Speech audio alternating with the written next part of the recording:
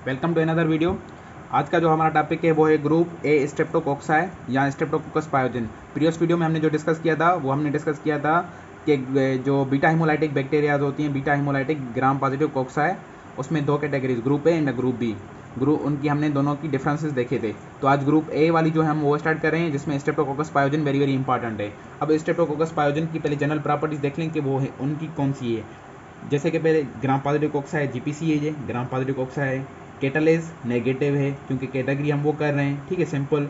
और दूसरे क्या, बीटा हिमोलाइटिकस है क्योंकि कैटेगरी वो है हम कर रहे हैं वही बीटा हिमोलाइटिक, और मैं ग्रुप ए कर रहे हैं बीटा हिमोलाइटिकस है, ठीक है। अब ये अरेंज कैसे होगी, स्ट्रेप्टो मतलब कि चेन में होगी, ठीक है, अरेंज्ड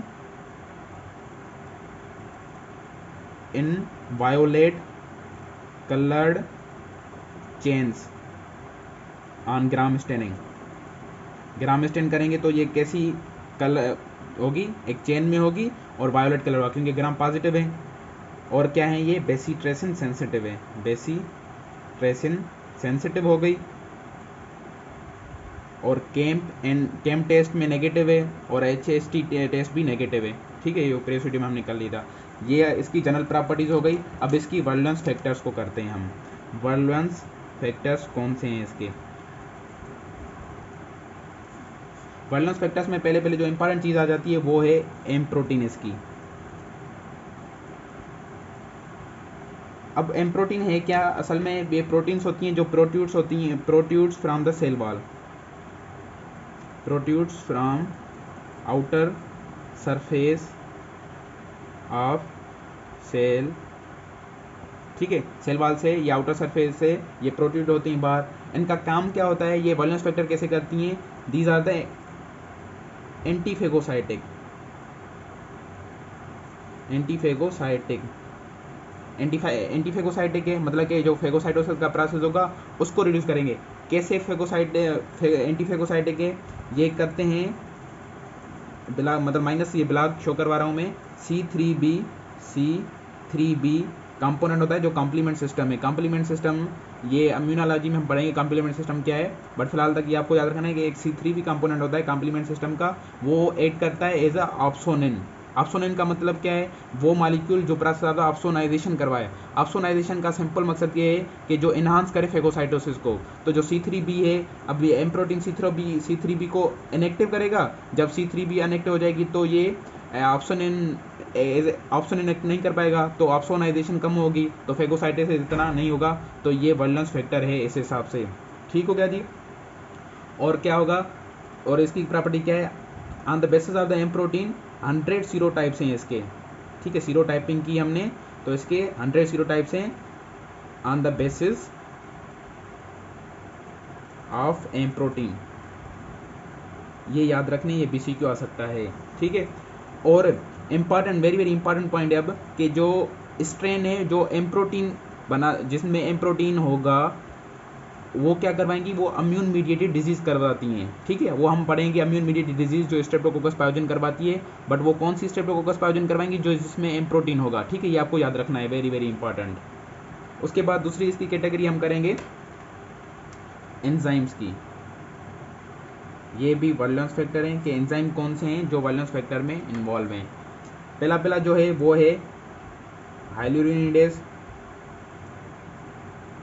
अब जो हाइलुरोनिडेज है वो क्या करेगा, ये ऐड करता है the spreading factor, spreading factor की तौर पे ये ऐड करता है कि ये क्या करेगा कि मतलब ये बैक्टीरिया को आसानी होगी कि ये स्प्रेड हो जाए बैक्टीरिया।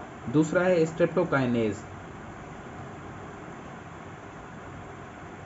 तीसरा है डीएनएज, मतलब कि जो एग्जीक्यूट फॉर्मेशन होगी उसमें, एक एग्जीक्यूट में अगर कोई डीएनए वगैरह है या सेल है उसका डीएनए मौजूद है, तो उसको वो क्या करेगा, उसको तोड़ेगा डीएनए को और डिस्ट्रॉय करेगा सेल्स को। और ये भी, और इसका दूसरा नाम है स्ट्रेप्टोडोर्नेजेस। तो इसे बैक्टीरिया को इन्फेक्शन करने में आसानी होगी। और तीसरा है, चौथा कौन सा है, IgG डिग्रेडिंग एंजाइम, के मतलब जो एंटीबॉडीज़ बनेंगी IgG उनको ये डिग्रेड करेगा, तो जो इसके लिए इम्यून क्रिएट होगा इस बैक्टीरिया के खिलाफ, उसको ये डिस्ट्रॉय करेगी। तो ये भी एक इसका वर्लेंस फैक्टर हो जाएगा, ठीक हो गया जी। ये 4 एंजाइम हो गए। अब इसके देखते हैं हीमोलाइसेंस।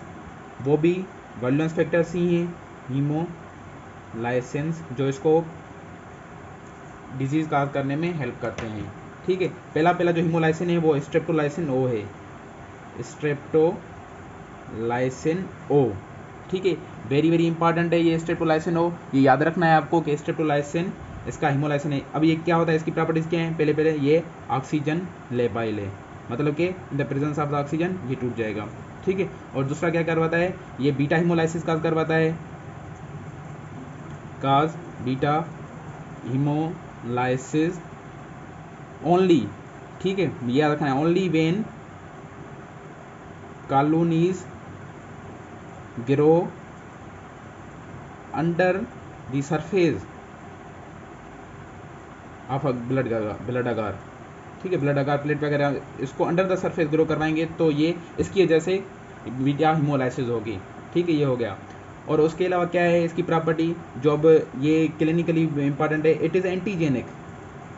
जो स्ट्रेप्टोलाइसिन क्या है, एंटीजेनिक है, मतलब एंटीजेनिक है तो इसके अगेंस्ट में क्या बनेगी, एंटीबॉडीज बनेगी, इसके अगेंस्ट में एंटीबॉडीज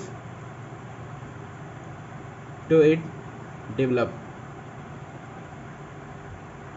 उनको क्या कहते हैं हम, ASO, anti streptolysin O antibodies. ठीक है,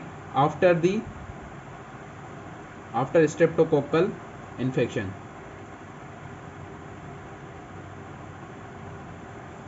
मतलब कि जब स्ट्रेप्टोकोकल इन्फेक्शन होगा उसके बाद क्या होगा कि एंटी स्ट्रेप्टोलाइसिन ओ एंटीबॉडीज बनेगी और वो पेशेंट की बॉडी में मौजूद होंगी। अब ये क्या है, ये एक डायग्नोस्टिक इम्पॉर्टेंट है। जब इसकी इम्यूनिटी डिजीज़ करेंगे उसमें रमेटिक फीवर होता है, तो रमेटिक फीवर में उसको डायग्नोस करने के लिए ये इंक्रीज होती हैं ASO की टाइटर्स। हम टेस्ट करवाएंगे ASO की टाइटर्स को, तो अगर वो इंक्रीज हैं तो हमें ये पता चलेगा कि स्ट्रेप्टोकोकल इन्फेक्शन इस पेशेंट में हुआ है, क्योंकि इसकी ASO एंटीबॉडीज़ बढ़ी हुई हैं। तो हमें ये पता चलेगा कि ये इसको रमेटिक, तो डायग्नोसिस में हमें हेल्प होगी रमेटिक फीवर की। ठीक है, ये इसकी इंपॉर्टेंट है। दूसरा जो है इसमें स्ट्रेप्टोलाइसिन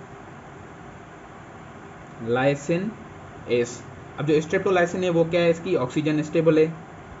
ठीक है, ये से BCO आ सकता है, which are the following haemolysin of streptococcus is oxygen stable, streptolysin O, या ऑक्सीजन लेबाइल वो स्ट्रेप्टोलाइसिन ओ, सॉरी जो ऑक्सीजन स्टेबल है वो स्ट्रेप्टोलाइसिन ए से, जो ऑक्सीजन लेबाइल है वो स्ट्रेप्टोलाइसिन ओ। ठीक है, ऑक्सीजन स्टेबल। ठीक हो गया जी। उसके बाद क्या करवाएगा, ये भी बीटा हीमोलाइसिस करवाता है। बीटा हीमोलाइसिस जब क्या होगी, कॉलोनीज ग्रो ऑन द, वो अंडर द सरफेस, ये on the surface of blood agar plate. ठीक हो गया जी। ये कितने हमने पढ़ लिए, वैल्यूलेंस फैक्टर्स, एम प्रोटीन पढ़ लिए हमने, एंजाइम्स कर लिए हमने, हीमोलाइसेंस कर लिए। ठीक है, अब इसका जो लास्ट है जो इम्पॉर्टेंट है बहुत ज़्यादा, एक्सोटॉक्सिन, क्योंकि ये ग्राम पॉजिटिव कॉक्स है तो एक्सोटॉक्सिन जो है वो रिलीज़ करेगी। ठीक है, ये चौथा हम वैल्यूलेंस फैक्टर कर रहे हैं ब्रॉड कैटेगरी में। उसमें अब पहला जो एक्सोटॉक्सिन है, ये 3 एक्सोटॉक्सिन प्रोड्यूस करती है। पहला जो है वो है इराथ्रोजेनिक टॉक्सिन, ये रिलीज करती है।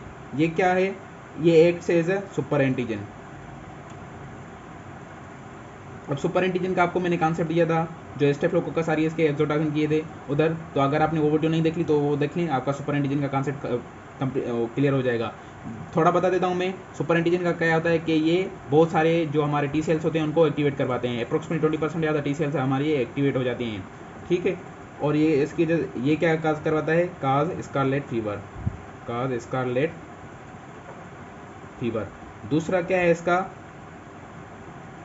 पायरोजेनिक एक्सोटॉक्सिन ए। ये एक्सोटॉक्सिन के नाम आपको पक्के याद रखने क्योंकि ये BCQ में आ सकते हैं। ठीक है, ये भी acts as a super antigen काम करता है। अब माइक्रोबायोलॉजी है ही ऐसी कि इसमें फैक्ट्स एंड फिगर्स बहुत ज़्यादा हैं, तो उनको आपको याद रखना है। तीसरा जो है इसको एक्सोटॉक्सिन बी है। अब जो एक्सोटॉक्सिन बी है वो एक्ट करता है एज अ प्रोटीज काम करता है। अब प्रोटीज मतलब क्या कि वो जो सबक्यूटेनियस इन्फेक्शन होंगे उनमें क्या करेगा, ये उसको खाता जाएगा, तो मतलब उसको डिस्ट्रॉय करता जाएगा, तो इसको इसलिए हम कहते हैं फ्लैश ईटिंग। मतलब इसकी वजह से जो स्ट्रेप्टोकोकाई होगी वो क्या होगी, फ्लैश ईटिंग। तो flesh eating streptococci that cause necrotising fasciitis, ये हम पढ़ेंगे डिजीज में क्या है ये फेसाइटिस, कंटेन एक्सोटॉक्सिन बी। मतलब कि जो स्ट्रेप्टोकोकाई होगी, जो नेक्रोटाइजिंग फेसाइटिस होगी, उसमें एक्सोटॉक्सिन बी होगा। ठीक है। अब और ये आपको पता होना चाहिए कि स्ट्रेप्टोकोकस पायोजन में जिसमें एक्सोटॉक्सिन बी होगा उसको हम फ्लैश ईटिंग स्ट्रेप्टोकोकस पायोजन भी कहते हैं। ठीक है, क्योंकि ये ईट करती है फ्लैश को और ये नेक्रोटाइजिंग फेसाइटिस काज करवाती है। ठीक है, तो इधर हम ये वीडियो ख़त्म करते हैं। होप्स हो कि आपको ये वीडियो पसंद आई होगी। इंशाल्लाह जो दूसरी वीडियो होगी उसमें हम डिजीज़ की करेंगे। ग्रुप ए स्ट्रेप्टोकोकाई की डिजीज़ क्या है, थोड़ा मैं रिपीट कर देता हूँ आपको कि हमने क्या पढ़ा। हमने इसकी पहले जनरल प्रॉपर्टीज पढ़ी, जीपीसीए कैटालाइज नेगेटिव है, बीटा हिमोलाइटिकस है और अरेंज में बायोकलर और बेसिट्रेशन सेंसिटिव होती है। वैलेंस फैक्टर में हमने एम प्रोटीन किया, एंजाइम्स की इसकी, और हिमोलाइसिन में दो इंपॉर्टेंट है, स्ट्रेप्टोलाइसिन ओ और स्ट्रेप्टोलाइसिन एस। स्ट्रेप्टोलाइसिन ओ की जो क्लिनिकल इम्प्लीकेशन है वो क्या है कि इसके जो टाइटर्स होते हैं, एंटी स्ट्रेप्टोलाइसिन ओ जो एंटीबॉडीज होती हैं वो एरोमेटिक फीवर की डायग्नोसिस में हम हेल्प करते हैं, उसमें ये बड़ी होती हैं आफ्टर द स्ट्रेप्टोकोकल इन्फेक्शन। और स्ट्रेप्टोलाइसिन एस किया हमने, उसके बाद हमने एक्सोटॉक्सिन किए। एक्सोटॉक्सिन में हमने 3 की exotoxin, erythrogenic toxin, pyrogenic exotoxin A and the exotoxin B. ठीक हो गया जी। इधर हम खत्म करते हैं वीडियो। इंशाल्लाह नेक्स्ट वीडियो में जो हम करेंगे वो हम इसकी डिजीज़ और इसकी ट्रीटमेंट करेंगे। तब तक के लिए अल्लाह हाफिज़।